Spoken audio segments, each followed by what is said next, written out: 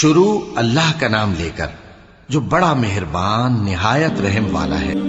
ہاں، جس نے توبہ کی اور ایمان لایا اور عمل نیک کیے تو ایسے لوگ بہشت میں داخل ہوں گے اور ان کا ذرا نقصان نہ کیا جائے گا، یعنی ہمیشہ کی بہشتوں میں، جس کا اللہ نے اپنے بندوں سے وعدہ کیا ہے کہ جو ان کی آنکھوں سے پوشیدہ ہے۔ بے شک اس کا وعدہ نیکوکاروں کے سامنے آنے والا ہے۔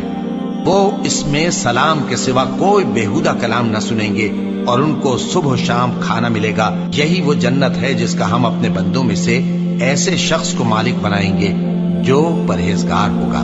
اور فرشتوں نے پیغمبر کو جواب دیا کہ ہم تمہارے پروردگار کے حکم کے سوا اتر نہیں سکتے۔ جو کچھ ہمارے آگے ہے اور جو پیچھے ہے اور جو اس کے درمیان ہے سب اسی کا ہے، اور تمہارا پروردگار بھولنے والا نہیں، یعنی آسمان اور زمین کا اور جو ان دونوں کے درمیان ہے سب کا پروردگار، تو اسی کی عبادت کرو اور اس کی عبادت پر ثابت قدم رہو۔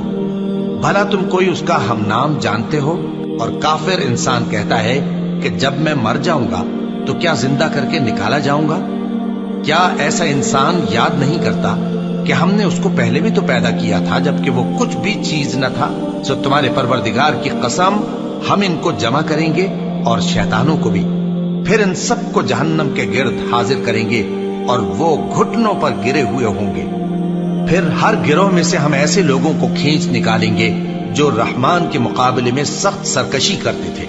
پھر ہم ان لوگوں سے خوب واقف ہیں جو اس میں داخل ہونے کے زیادہ لائق ہیں، اور تم میں سے کوئی شخص نہیں مگر اسے اس پر گزرنا ہوگا، یہ تمہارے پروردگار پر لازم ہے، مقرر ہے۔